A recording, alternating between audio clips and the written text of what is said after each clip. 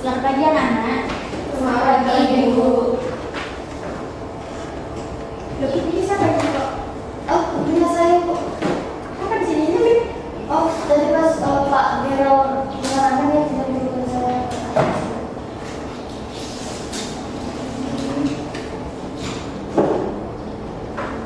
Ketua kelas pimpin doa dulu.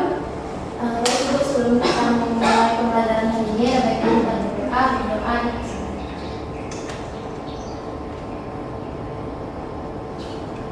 Berdoa selesai. Oke, terima kasih Nak Swi. Ibu panggil satu ya namanya. Sekalian Ibu mau mengenali Dekaria, Hari ini, Siwi, hadir Ibu. Dea Lorencia, hadir Ibu. Ian, hadir Ibu. Ayu Maha, hadir Ibu. Hadir semua ya. Hadir semua. Oke, hadir semua. Bagaimana kabarnya hari ini? sehat, Sehat. sehat. Ada yang sakit? Tidak, Tidak ada sakit ya, karena sekarang itu lagi musim sakit. Apakah kita semua bisa? Oke, nah sebelum lanjut ke pembelajaran kita, itu kamu terlebih dahulu. Nah, Ibu menampilkan sebuah gambar di depan. Ketika anak-anak melihat gambar di depan, apa sih yang terbesit di pikiran kalian? Darah. Ya, ada yang bilang darah, ada yang bilang luka.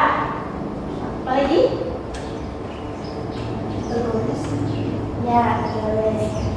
Nah, sekali anak-anak, ini adalah keadaan di mana kita bisa dibilang luka, tergores, dan menimbulkan ada darah. Apakah anak-anak pernah mengalami luka? Pernah, Ibu, pernah, Ibu. Ya, Angel pernah mengalami luka apa? Tapi jangan luka hati ya, karena tidak berdarah. Oh, saya tidak membaca. Oh bagus ya, karena masih SMA. Diharapkan jangan punya masalah nanti kuliah ya. Ya, luka apa Angel? Kalau saya itu pernah terluka seperti terpotong gitu jarinya. Kepotong kukunya, jari kepotong nggak? Dari Oh, enggak. jarinya bukan, tapi agak yang di ujung banget gitu. Lapisan. Iya, lapisan. Ya, jadi anak-anak, mungkin anak-anak lain juga pernah mengalami luka, baik yang dalam atau hanya goresan saja. Nah, untuk itu ketika kalian mengalami luka kan jadi berdarah, ya. Apalagi kita merasakan perih kalau luka, kesakitan, ya. Nah, yang tadi kalian sebutkan itu yang terjadi itu keluarnya darah. Nah, untuk itu apa sih itu darah? Ya, silakan Asih.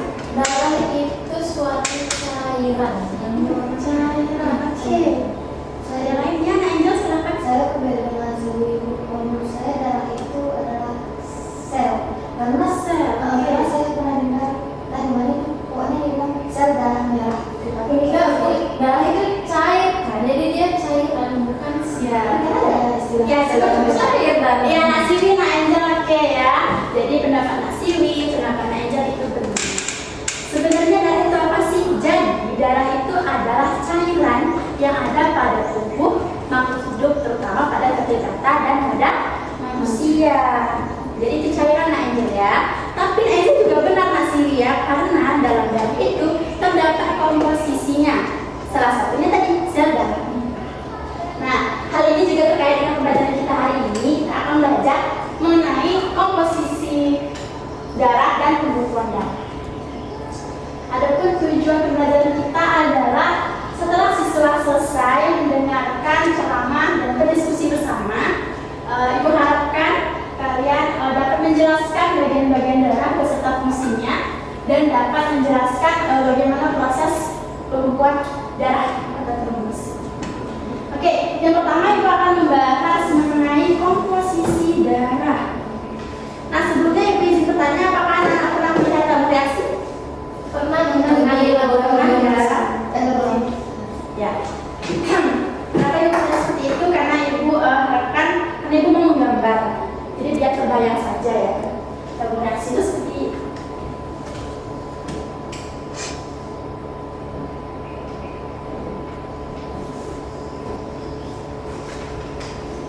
Oke, ini merupakan gambar dari apa namanya itu, dari komposisi darah dalam sebuah tabung nasi. Ya, maaf ya gambar ibu agak kurang bagus. Oke, jadi berdasarkan yang ibu gambar ini, kira-kira berdasarkan volume yang dibatasi, yang mana yang paling banyak komposisinya dalam darah? Ya nggak sih? Kalau dilihat dari gambarnya itu yang paling banyak adalah plasma darah. Ya, benar sekali. Jadi anak-anak dalam darah itu komposisi yang paling banyak itu adalah plasma darah, di mana terdapat sekitar 55%. Nah, dalam plasma darah ini terdapat 90% air, di mana fungsi plasma darah ini untuk mengangkut sari-sari makanan ke sel-sel dan untuk mengangkut pembakaran dan dibawa ke pembuangan. Pembakaran ini yang ibu maksud itu adalah seperti metabolisme tubuh kita. Oke. Selain itu anak-anak, plasma darah ini juga berfungsi untuk antibodi. Ibu tadi kan menyebutkan 90% air ya, 10% air.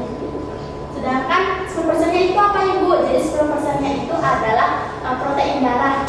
Ya, protein darah ini biasanya berfungsi sebagai antibodi kita ketika ada beraksi seperti itu. Kemudian yang kedua, setelah plasma darah, komposisi kedua yang paling banyak itu apa kira-kira? Ya, silakan Angel. Sel darah merah. Ya, betul sekali, sel darah merah. Sel darah merah ini pada darah komposisi itu sekitar 44%. Nah, anak-anak, jumlah sel darah merah pada laki-laki dewasa dan pada wanita itu berbeda. Jadi pada laki-laki itu sekitar 5 juta sel darah merah, ya, sedangkan pada wanita itu 4 juta sel. Nah, ibu ingin bertanya nih, apa yang menyebabkan warna merah pada sel darah merah? Ada yang tahu? Tidak? Nah, oke, sel darah merah ini disebabkan oleh Hb, adanya Hb. Apa itu Hb? Hb itu adalah hemoglobin yang menyebabkan warna merah pada darah. Hb ini berfungsi untuk mengikat oksigen. Nah, secara umum anak-anak, sel darah merah ini berfungsi untuk transport oksigen dan karbon dioksida, juga memberikan warna merah pada darah. Nah, mungkin anak-anak bertanya ya, bingung. Tadi ibu menyebutkan nih, ini ada 55%, ini ada 44%. Kok warna darah itu merah? Padahal komposisinya yang paling banyak itu plasma darah. Ada yang bisa seperti itu? Ada yang Iya. Jadi anak-anak, kenapa warna darah itu merah? Padahal komposisi yang paling banyak itu adalah plasma darah. Ibu analogikan, kalian memiliki air putih yang berwarna bening, kemudian kalian punya air berwarna merah. Nah, ketika itu dicampurkan, warna apa yang terlihat? Berwarna merah. Sama seperti darah anak-anak. Ketika komposisinya itu plasma darah dan sel darah merah, maka akan terlihat itu adalah warna merah, sehingga darah kita berwarna merah. Oke, ibu ya, berarti plasma darah itu dia tidak berwarna merah. dia tidak memiliki Tidak berwarna gitu. dia tidak berwarna. Nah, anak-anak mungkin bisa anak-anak googling nanti di rumah ya, plasma darah ini itu berwarna bening. Nah, karena komposisinya 90% itu air. Paham aja? Paham. Nah, selanjutnya yang paling dikit ini itu adalah sel darah putih dan keping darah. Itu sekitar 1% dalam komposisi darah. Nah, sel darah putih ini memiliki bentuk yang tidak beraturan, ya, bisa digambarkan seperti ini kira-kira. Ini sel darah putih ya. Nah, bentuknya tidak beraturan. Fungsi utama dari sel darah putih ini adalah untuk fagosit, di mana dia akan memakani benda asing yang masuk ke tubuh kita, seperti virus atau bakteri. Jadi proteksi diri ketika ada benda asing atau virus atau bakteri, maka yang berperan penting di sini adalah sel darah putih. Oke, selanjutnya adalah keping darah. Ini yang akan tujuan kedua pembelajaran kita, yaitu adalah trombosit atau pendarahan.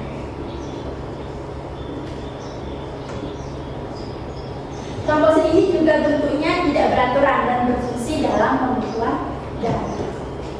Oke anak-anak, selanjutnya ibu akan membahas mengenai proses pembekuan darah. Nah, proses pembekuan darah ini secara bisa ibu jelaskan seperti ini. Proses pembekuan darah. Nah, ketika tadi anak-anak terluka, ingat pernah terluka kan anak-anak tadi seperti ibu gambarkan tadi, ibu kembali ke slide. Secara singkat itu prosesnya itu adalah ketika trombosit itu pecah.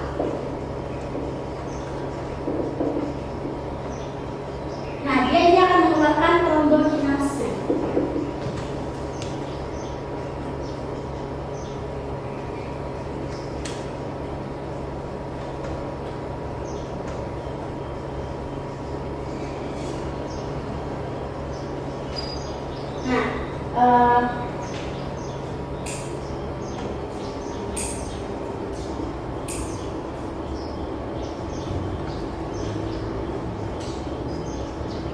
Jadi anak-anak, proses pembekuan darah yang terjadi pada tubuh kita, baik luka yang dalam atau luka yang ringan, itu yang pertama ketika trombosit pecah ya berkaitan dengan keping darah ini. Nah, itu akan membentuk trombokinase, kemudian akan membentuk protrombin dan membentuk trombin yang dibantu oleh kalsium glucose dan vitamin K dan membentuk fibrinogen dan akan membentuk benang-benang fibrin untuk sehingga luka kita terbentuk. Nah, sebagai informasi tambahan anak-anak. Jadi ketika luka kita, ketika anak-anak tangannya tergores atau terkena duri yang hanya ada pada permukaan otot, jika anak-anak perhatikan itu akan cepat kering. Iya atau tidak? Iya, karena lukanya itu gorosnya itu tidak menembus lebih dari permukaan otot. Ketika anak-anak kita pisah lebih dalam, tentu darahnya akan mengalir lebih deras, kan?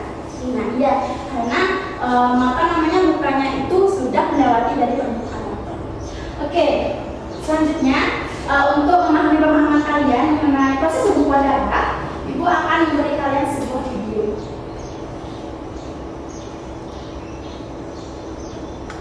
Oke, sebelumnya anak-anak perhatikan, nah sini. Oke, coba ke sini. Anak sini sudah tahu belum peraturan sekolah ini? Tidak boleh membawa HP kecuali ada guru atau perintah dari kepala sekolah untuk membawa HP. Anak Siwi, kalau berangkat sekolah, biasanya peraturan sekolah di depan. Nah, itu tidak ada yang memberikan membawa HP ya. Ibu sita HP-nya, nanti pulang sekolah boleh diambil. Nanti untuk anak-anak yang lain jangan membawa HP. Jika kamu sekali lagi sama ibu, HP-nya ibu akan sita selama seminggu. Oke. Ibu lanjutkan lagi ya. Jadi proses pembekuan darah tadi. Nah, perhatikan. Ibu sini akan membagi kalian menjadi dua kelompok terlebih dahulu. Oke, di depan ini kelompok pertama, kemudian yang kedua, di belakang itu kelompok dua. Kenapa kalian? Enggak dulu. Oke. Ibu bagikan dulu.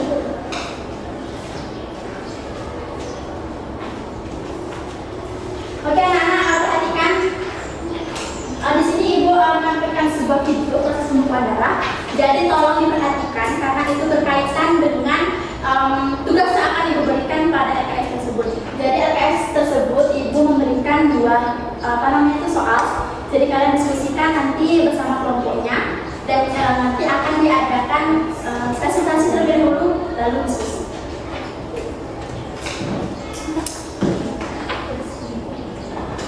Silakan diperhatikan ya.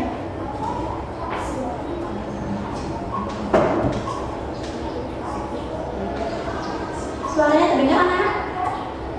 Terdengar.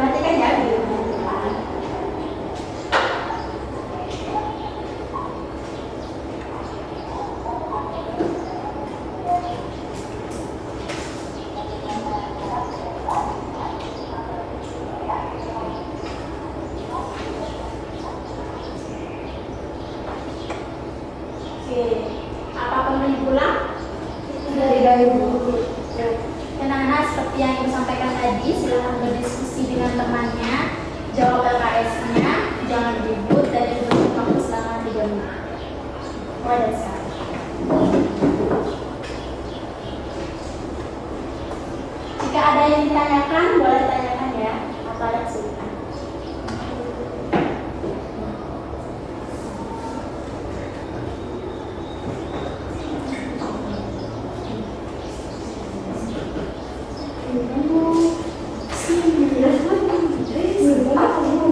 Yang belakang kenapa ribut? Ibu, gimana ya Kak mau ngasih giliran nulis dia aja nulis jawabannya sendiri. Saya nulis Ibu.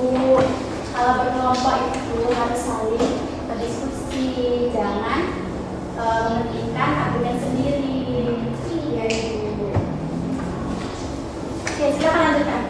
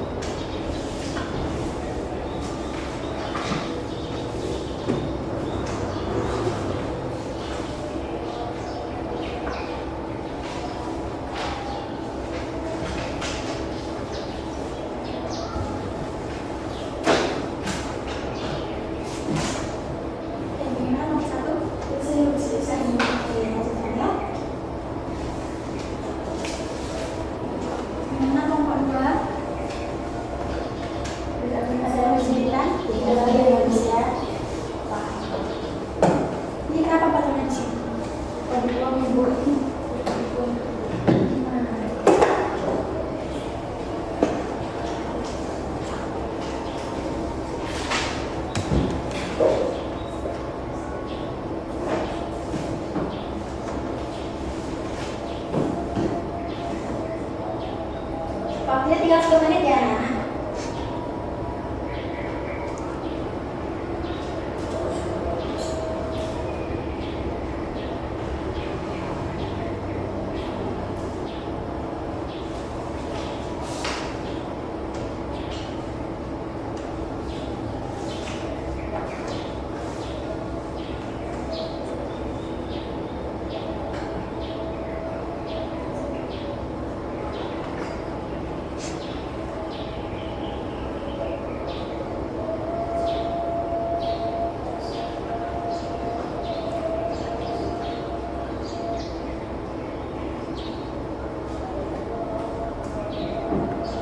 Kelompok 1 sudah? Sudah lagi. Oke. Kelompok 2 bagaimana? Sudah selesai Bu.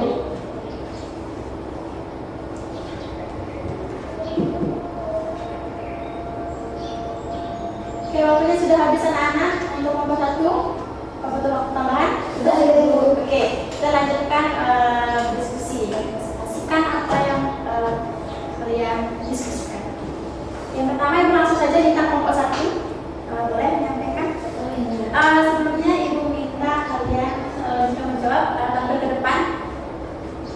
Siapa yang mencoba berani ke depan menjawab? Ya, silakan sih.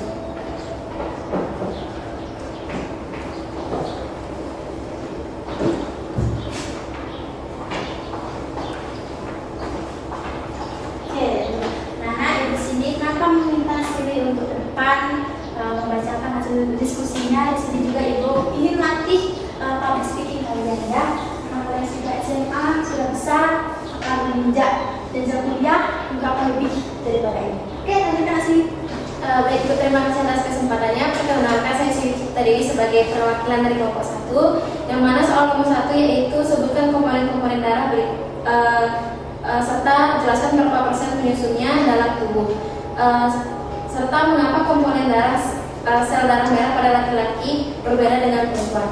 Jadi hasil dari kelompok kami yaitu yang pertama, sel darah merah itu terdiri dari 40% hingga 45% dari volume total yang ada di dalam tubuh. Kemudian ada sel darah putih, yang mana pada sel darah putih ini termasuk neutrofil, limfosit, basofil, kemudian ada eosinofil dan monosit. Kemudian ada trombosit, yaitu persentasenya kurang dari 1% dari volume darah total. Kemudian ada plasma darah, merupakan komponen yang paling banyak dalam darah, yang terdiri dari 55 hingga 60% dari volume darah total. Nah, pertanyaan selanjutnya, kenapa sih komponen sel darah merah pada laki-laki berbeda dengan perempuan? Hal ini itu karena terkait dengan hormon seksual yang mempengaruhi produksi dan jumlah sel darah merah. Nah, hormon testosteron yang lebih dominan pada laki-laki ini memiliki efek stimulasi terhadap produksi sel darah merah. Kemudian pada laki-laki juga itu tingkat testosteronnya lebih tinggi, dapat memicu produksi sel darah merah yang lebih banyak. Nah, ini menjelaskan mengapa laki-laki memiliki jumlah sel darah merah yang cenderung lebih tinggi daripada perempuan. Sekian bagus sekali. Siwi beri tepuk tangan sama Siwi. Terima kasih karena Siwi sudah berani ya memberanikan diri tampil ke depan. Biasanya ada anak yang ke sebelah itu grogi sampai kakinya bergetaran, terus keringetan, katanya. Jadi karena Siwi sudah berani memberikan sedikit hadiah. Wih, terima kasih. Terima kasih, Bu. Ya. Oke, selanjutnya bagaimana kelompok 2? Sama? Oke, nah, jadi benar sekali jawaban sini tadi. Seperti yang dijelaskan tadi komponennya ada. Nah, selain itu anak-anak ada kenapa pada laki-laki lebih banyak sel kelamin sel darah merah dibandingkan dengan pada wanita. Itu karena laki-laki ini memiliki kecenderungan massa ototnya itu lebih banyak, sehingga membutuhkan lebih banyak oksigen untuk mendukung kebutuhan energi yang lebih tinggi. Seperti itu. Nah, mungkin anak-anak sering mendengar itu kalau ibu-ibu pasti minta tolongnya ke laki-laki, karena laki-laki mempunyai massa otot yang lebih banyak, sehingga dia membutuhkan sel merah yang lebih tinggi karena terkait dengan oksigen pada tubuh. Oke, bagus sekali. Selanjutnya nomor 2. Kelompok 2. Nah, kelompok yang kedua itu coba gambarkan proses pembekuan darah. Ada yang berani ke depan hanya menggambarkan, saya jelaskan nanti. Ya, silakan.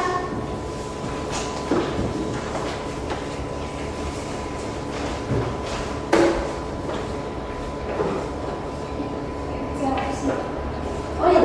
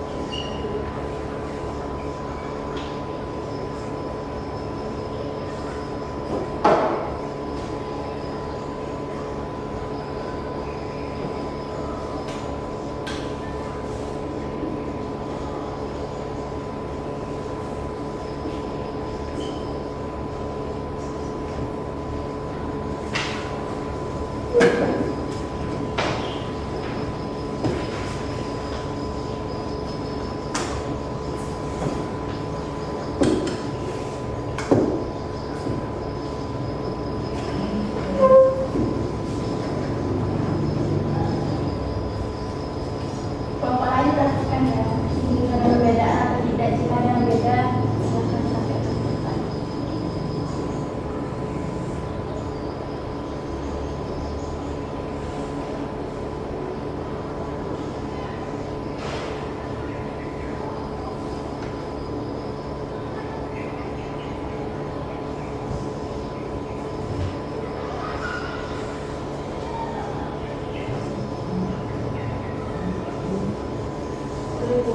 Oke, kita tangan berani karena sudah berani.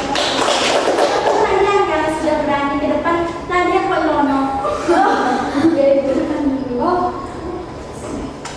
Nah, berikan lagi karena Nadia juga sudah berani ke depan menuliskan. Jadi terima kasih sudah datang kembali. Nah, anak-anak selanjutnya itu gambarnya sudah digambar dengan sekali. Ini ion vitamin K ya anak-anak, ini vitamin K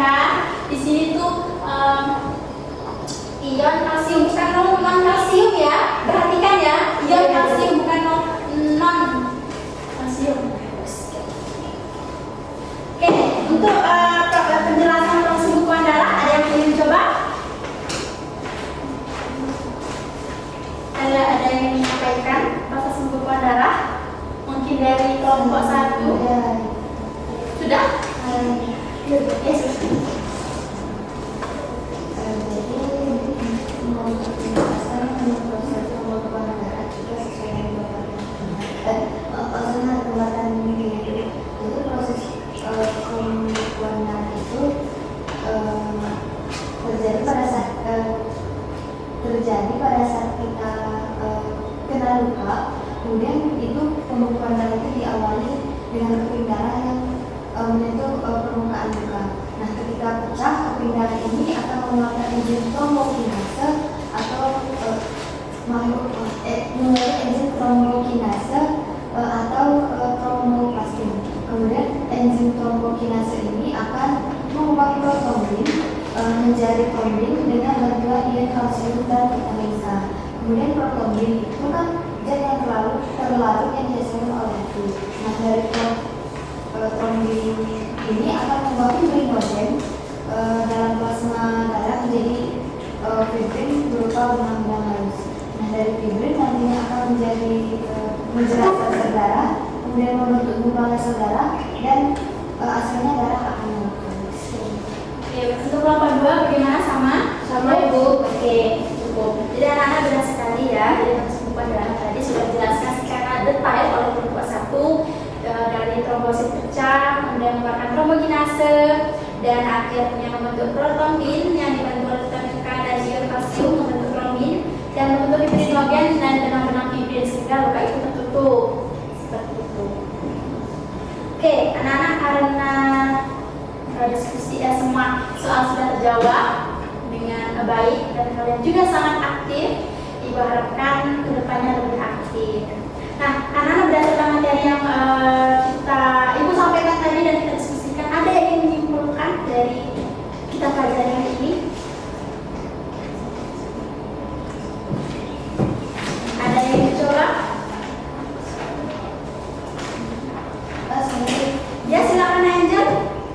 Jadi pada hari ini kita akan mempelajari mengenai komponen darah dan proses pembekuan darah. Di mana komponen darah itu ada sel darah merah, kemudian ada sel darah putih, lalu ada trombosit dan ada plasma darah. Kemudian pada proses pembekuan darah itu trombosit pecah dan mengeluarkan trombokinase. Dari trombokinase akan dibentuk oleh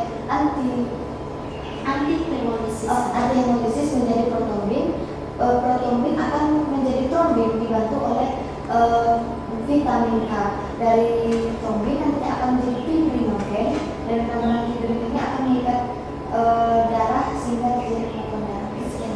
Ya, itu ini sehingga luka tertutup ya. Oke, jadi anak-anak sekian mungkin pembelajaran kita, tujuan pembelajaran kita sudah tercapai dengan baik. Sebelumnya karena kalian juga belajar dengan semangat hari ini, Ibu akan memberikan kalian hadiah untuk masing-masingnya, ya. Silakan. Ya. Ini untuk yang belum dapat aja ya, yang udah usah lagi. Terima kasih Ibu. Harapan kalian kedepannya lebih semangat lagi ya. Oke anak-anak, karena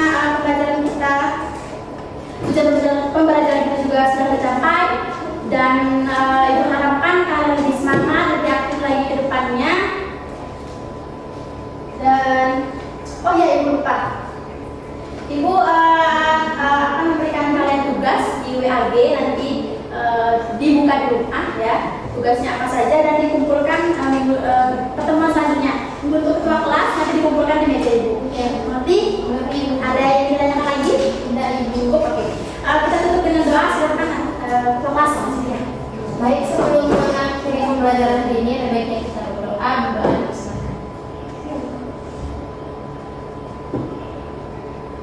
Berdoa selesai.